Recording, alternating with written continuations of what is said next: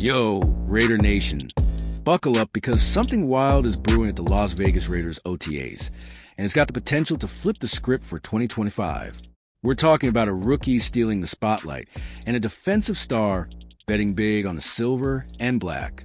What's going on behind the scenes with Pete Carroll and John Spytek's new regime? Stick with me, because this is the kind of Las Vegas Raiders news that's got every fan buzzing. Picture this: a third-round rookie, barely expected to see the field, is now running with the starters. Meanwhile, a key veteran turned down big money elsewhere to stay in Vegas. These moves scream one thing: the Raiders are building something special. What's driving these bold decisions, and how will they shape our defense in Week 1?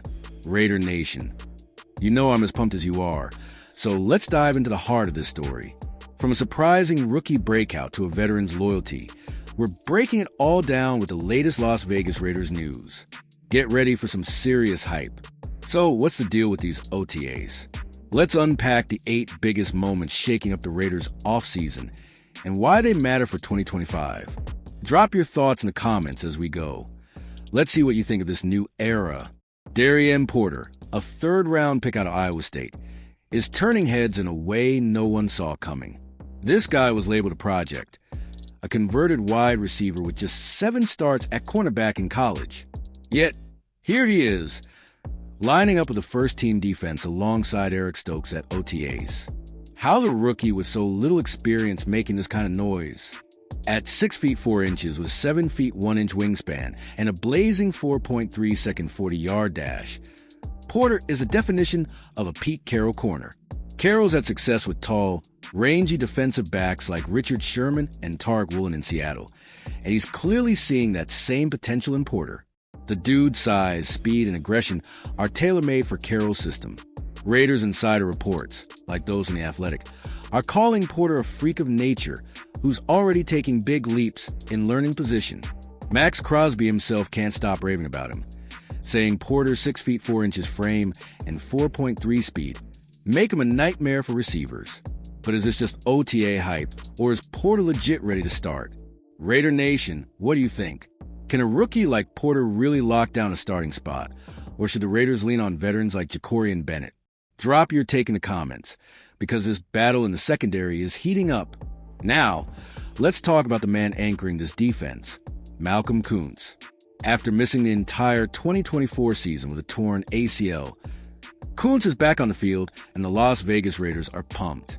This guy was a beast in 2023, racking up 8 sacks in the final 9 games, and now he's poised for a massive comeback.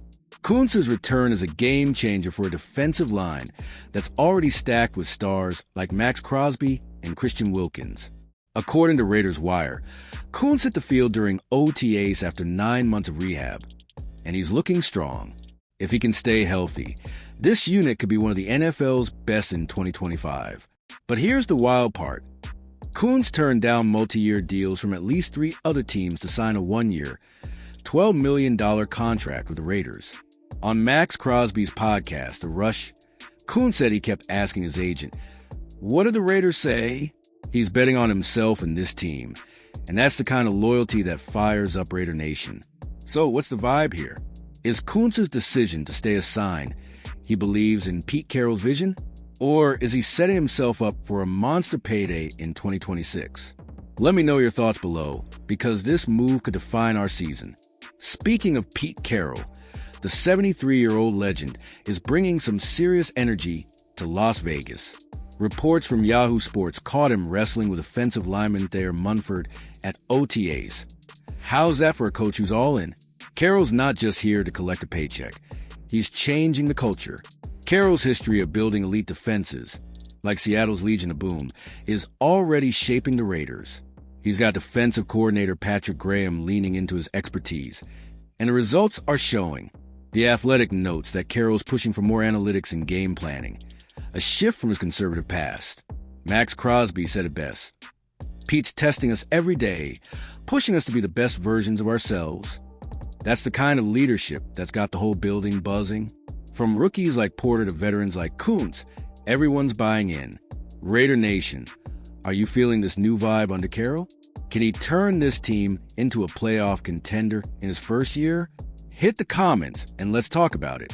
Let's zoom in on John Spytek, the Raiders' new general manager, who's making bold move alongside Carroll. Spytek's offseason has been a masterclass, from drafting Darrien Porter to trading for veteran quarterback Geno Smith. SI.com says no team upgraded at head coach and QB more than the Raiders this year. Spytek's vision is clear. Build a roster that fits Carroll's system while taking calculated risks. Bringing in Porter, a raw but athletic corner, and reuniting Carroll with Geno Smith shows Spytek's not afraid to shake things up. He's also kept key pieces like Patrick Graham, who led a top 10 defense 2 years ago. The Athletic reported that Spytek and Carroll worked with Tom Brady and offensive coordinator Chip Kelly to chart the QB path after missing out on Matthew Stafford. That kind of collaboration screams long-term planning. The Raiders are setting up for consistency, something we've craved for years. What's your take, Raider Nation? Is Spytek the GM we've been waiting for, or are these moves too risky? Drop your thoughts below. I want to hear what you think about this new front office. Back to Darrien Porter, because this kid's story is straight out of a movie.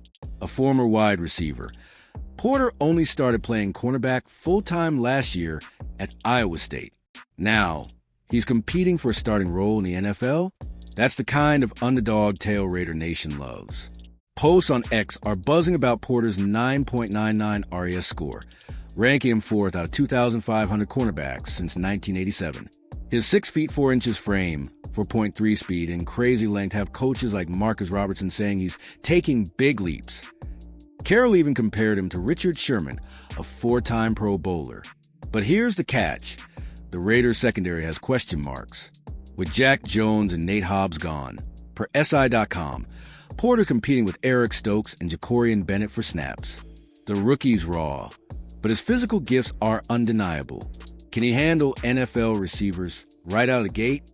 Raider Nation, do you buy the Sherman comparison? Should the Raiders throw Porter into the fire week 1 or ease him in? Let's hear your predictions in the comments. Malcolm Koonce's decision to stay is a huge deal, but let's break down why it's such a gamble. The pass rusher market is skyrocketing. Guys like Max Crosby and Myles Garrett are cashing in with massive extensions. Koonce's 1-year deal could lead to a blockbuster contract if he balls out in 2025. SI.com and Raiders Beat highlight how Koonce's return, alongside a healthy Crosby and Wilkins, could make this defensive line elite. But injuries have been a problem. Koonce missed all of 2024, and Wilkins has been battling health issues since his $110 million deal. Can they stay on the field? Koonce's loyalty is inspiring, but it's also a risk. If he doesn't return to his 2023 form, he might regret passing on those multi-year offers. Hondo Carpenter confirmed 3 teams were in the race, but Koonce chose Vegas. That's the kind of belief in Carroll and Spytek that gets us hyped. What do you think, Raider Nation? Is Koonce's bet on himself a smart move, or should he have taken the long-term security? Drop your opinion below, because this would be a defining moment for our D-line. The Raiders' 2025 schedule is out, and it's a gauntlet that'll test this new-look team. Yahoo Sports flagged 5 critical games. Started with the season opener, where Carroll needs to set the tone.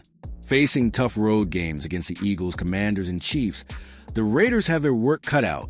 Raiders Wire predicts a 7-10 floor and a 10-7 ceiling for 2025. A 9-8 record would be a massive win for Carroll's first year, especially after last season's 4-13 disaster. With Porter stepping up and Koonce back, the defense could be the key to hitting that ceiling.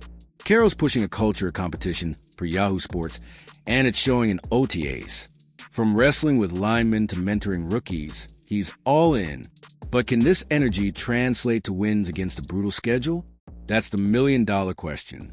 Raider Nation, which game are you circling on the schedule?